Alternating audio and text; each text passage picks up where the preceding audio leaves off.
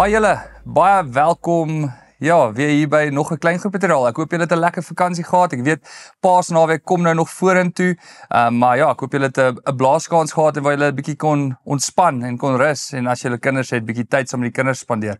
Vanaand gaan ons begin met 'n nuwe gedeelte van gebed. Die vorige paar weke het Rudolf en NC en Niels met ons gepraat oor dapper gebede, maar vandag begin ons met 'n nuwe gedeelte en dit is gebedsdissipline. Ek weet, gebed is nie ewe maklik vir almal nie. Ek weet, daar's 'n klomp van ons wat struggle met gebed en waar dit vir ons bietjie awkward is om veral voor ander mense te bid en die enigste gedeeltes waar ons regtig stil staan by gebed is wanneer ons dalk stilte tyd hou of wanneer ons bid vir ons eet. Maar gebed is nie so 'n sentrale deel van ons lewens soos dit veronderstel is om te wees nie. En dis 'n gedeelte wat ons baie keer in ons geloof maklik kan afskeep. So, kom ons spring sommer weg en ons begin met hierdie eerste vraag en ons deel net met mekaar, hoe lyk gebed in jou lewe?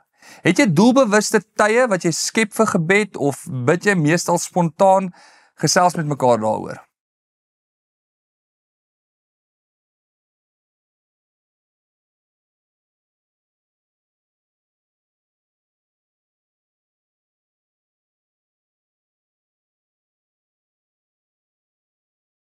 Ek moet nogal sê, nee, ek neig baie keer self om meer spontaan te bid as om spesifieke tye te hê oor gebed. Maar ek gaan bietjie nou daaroor praat, maar dis net my eie lewensreis.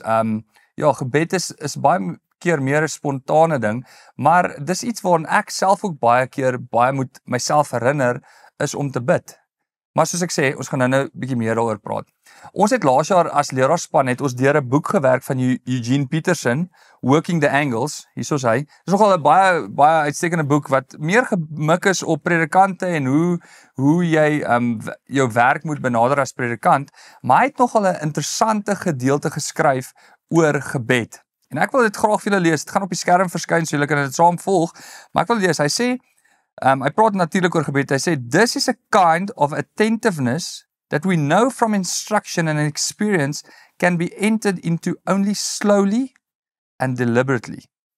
There is a large, leisurely center to existence where God must be deeply pondered, lovingly believed. This demand is not for prayer on the run or for prayer on request. It means entering realms of spirit where wonder and adoration have space to develop, where play and delight have time to flourish." Sjoe. Lees dit al weer 'n keer saam en dan gesels met mekaar, wat staan vir julle uit hierdie aanhaling van Eugene Peterson?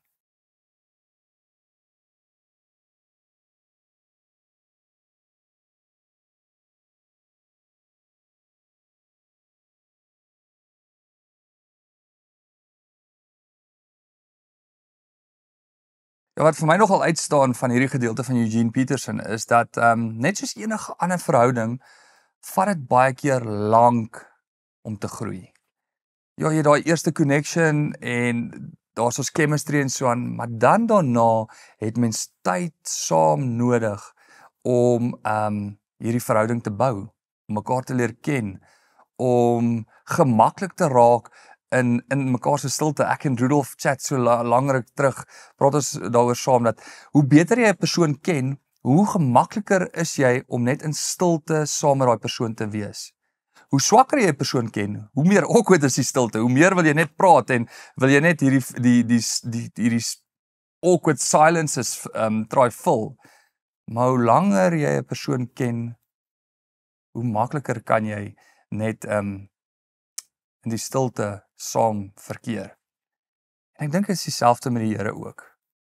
Dat ons het baie keer tyd nodig om tyd met mekaar te spandeer en te besef, hoorie, dit gaan nie net vinnig met 'n vinnige, soos wat Eugene sê, 'n gebed on the run of net 'n vinnige gebed na of voor ete gaan dit gefiks word nie, maar dat ons genoeg tyd saam moet spandeer, so daai verwondering en waardering en dankbaarheid ontwikkel in hierdie verhouding.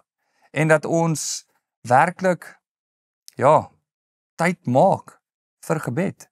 Hierdie goed gaan nie gebeur as jy net spontaan daaroor beweeg nie. Dit kort dat ons doelbewus, intentioneel 'n dissipline ontwikkel waar ons tyd maak vir gebed.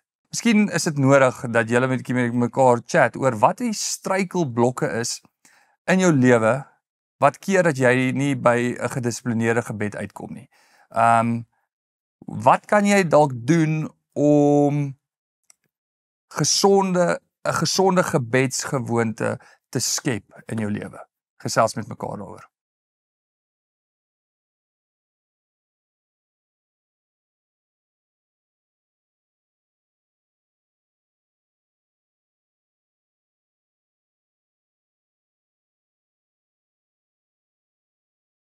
Ek dink die grootste ding wat 'n struikelblok is in my lewe en ek glo in julle almal se lewens, is dat ons te besig is.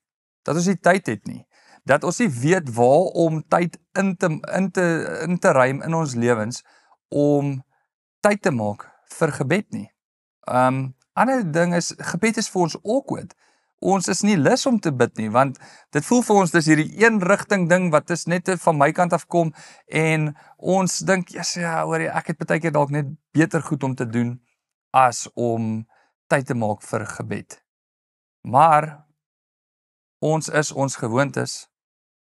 Ons, daar's daai ou gesegd of daai ou gedig wat geskryf is dat I am habit en dit is wie ons is. So as ons nie gaan seker maak ons skep gesonde gewoontes en gesonde gebedsgewoontes in ons lewens nie, gaan dit net verby ons verbygaan. Dis soos enige iets wat jy wil vestig in jou lewe. As jy regtig 'n punt daarvan wil maak, moet jy dit vir 3 weke aanhoudend doen en dan gaan dit deel word, gaan dit as 'n gewoonte gevestig word in jou lewe. En dis nodig vir ons om dalk vaste gebedstye in ons lewens te hê. Die vroeë Christene het dit gedoen. Die vroeë Christene het aangegaan met hierdie Joodse gewoonte om 3 keer 'n dag te bid en dan het hulle tydens hierdie gebedstye het hulle die Onse Vader gebid. Het hulle uit die skrif uit gebid. 'n ander interessante een wat ek laas jaar geleer het in Tom Smith se nuwe boek is dat jy moet bid soos wat jy jou kar start. As jy daai veiligheidsgordel vasmaak in jou kar, maak 'n gewoonte daarvan om te bid. Om dan vir jou dag te bid. As jy in jou kantoor instap en jy voordat jy jou rekenaar oopmaak, bid saam. Voordat jy jou kinders aflaai by die skool. Dis nogal 'n ding wat ek laai nie my kinders altyd af in die oggende nie, maar as ek hulle aflaai is om te bid, nie omdat die Here hulle sal veilig hou nie, maar die Here hulle sal lei oor hoe hulle sy koninkryk kan laat kom, hoe hulle vir ander mense kan bewus maak van sy liefde, hoe hulle werklik 'n stukkie hemel kan tuisbring op aarde vandag. Ander gebed wat ons maklik kan deel maak van ons lewens is asemhalingsgebede. Ek weet nie van julle nie, maar my horlosie, hierdie nuwe smart horlosies, vandag gee jy mos seker stress reminders. Hy tel op wanneer ek gestres is. Ek lyk nie te veel gestres nou nie, maar hy tel op as ek gestres is en dan remind hy my dat ek moet asemhaal. En dit is eintlik 'n goeie geleentheid terwyl jy hierdie asemhalingsoefeninge doen, is om diep asem te haal en jouself te anker in God se teenwoordigheid. Te bewus te wees dat die Here hier is, dat hy nie apart ver van my af is nie, dat hy werklik Immanuel is, God met my is, en dat soos dat ek asemhaal, myself net anker in sy teenwoordigheid. Myself herinner dat in hierdie stresvolle situasie, leef ek nie vir myself nie, maar leef ek vir hom, en dat ek kan ontspan in sy liefde, dat ek werklik kan tuiskom by waters waar daar is, want dis wat hy vir my wil gee. So, hoe kan ons 'n gedissiplineerde gebedslewe vestig in ons lewens? En wat is die gevare daarvan? Is daar dalk gevare van 'n gedissiplineerde gebedslewe? Ek wil saam lees vandag uit 'n bekende gedeelte uit Lukas 18 uit. So julle het sekerlik julle Bybels by julle. Julle kan oopmaak daar by Lukas 18 vanaf vers 9 en dan gaan ons dit saam lees en dan daarna gaan julle 'n bietjie saam met mekaar gesels oor wat vir julle uitstaan in hierdie gedeelte. En spesifiek oor wat die gevare is van gedissiplineerde gebed of 'n gebedsdissipline. Kom, ons lees vanaf Lukas 18 vers 9. Gelykenis van die Fariseer en die tollenaar. met die oog op mense wat seker was dat hulle eie saak met God reg is, en wat op ander neergesien het, het Jesus hierdie gelykenis vertel. 2 mense het na die tempel toe gegaan om te bid. Die een was 'n fariseer en die ander een 'n tollenaar. Die fariseer het gaan staan en by homself so gebid: O God, ek dank U dat ek nie soos hierdie ander mense is nie. Diewe, bedrieërs, egbreekers en ook nie soos hierdie tollenaar nie. Ek vas 2 keer in die week en ek gee 10de van my hele inkomste. Maar die tollenaar het daar ver bly staan en wou selfs nie in die hemel opkyk nie. Hy het bedroef op sy bors geslaan en gesê: O God, wees my 'n sondaar genadig. Ek sê vir julle, hierdie man en nie die ander een nie, het huis toe gegaan as iemand wie se saak met God reg is. Elkeen wat hoogmoedig is, sal verneder word, en hy wat nederig is, sal verhoog word. Gesels bietjie met mekaar. Vanuit hierdie gedeelte, wat dink julle is die gevaar van gedissiplineerde gebed of 'n gebedsdissipline?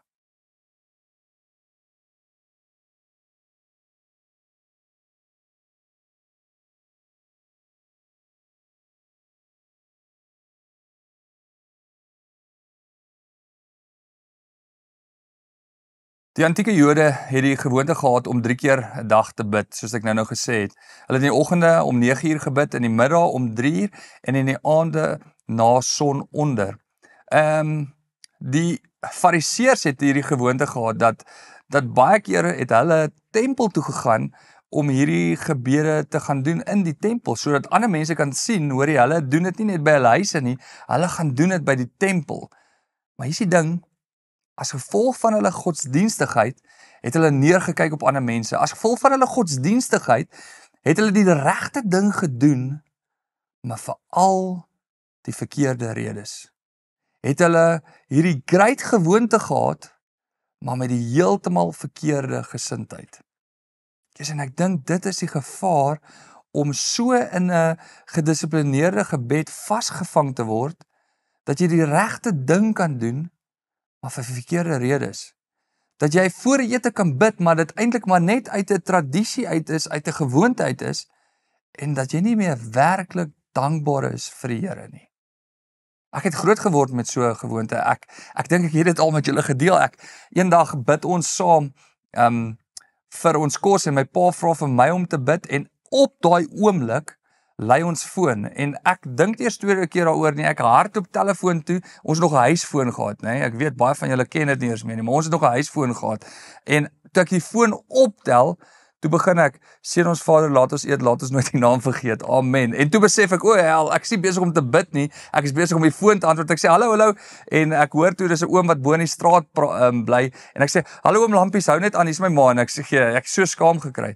Maar dit wys net hoe maklik hierdie great idee, hierdie regte gewoonte net so kan omgeswaai word in heeltemal verkeerde redes. Dat ons dit heeltemal nie meer na ons hart kyk wanneer ons bid nie. So, ons moet versigtig wees. Dit is nodig dat ons gedissiplineerde gebed vestig in ons lewens. Maar ons moet versigtig wees dat dit nie net 'n godsdienstige oefening word nie. Want dan mis ons die punt heeltemal. Dan het ons nodig om dalk weer anders daaraan te kyk.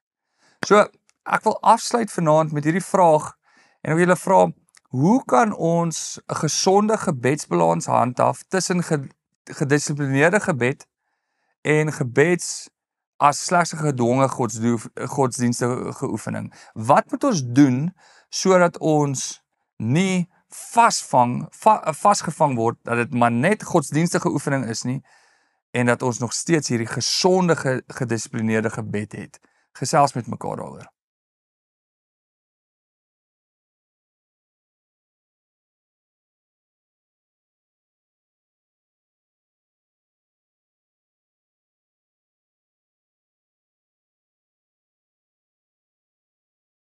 Ek dink ons moet onthou dat gebed is altyd die heel eerste 'n reaksie op die Here se genade.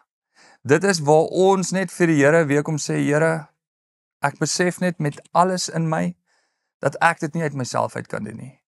dat ek totaal afhanklik is van u genade en van u heerskappy in my lewe en ek kom gee myself net weer oor aan u. En in gebed gaan dit daaroor dat ek heel eerste moet verander en dat gebed nie daaroor gaan dat ek die Here se arm te druk dat hy verander nie. Ek dink die Onse Vader gebed is die modelgebed waarop ons gebede kan vestig. En dit is 'n great gebed wat ons gedissiplineerd deur ons dae kan bid. Ek wil julle nooi om saam af te sluit met gebed. Ek wil julle nooi om vir mekaar te bid, om julle het dalk julle gebedslysies wat julle byhou uit die vorige weke uit en bietjie saam gesels oor gebedsversoeke van die vorige weke waar die Here dalk kom intree het en baie van ons gebede beantwoord het en bid vir mekaar en sluit so die aand af. Mag julle die Here se teenwoordigheid elke liewe dag ervaar.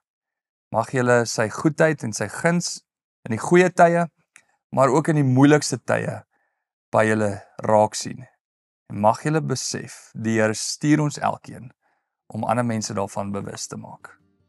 Die Here is met julle. Amen.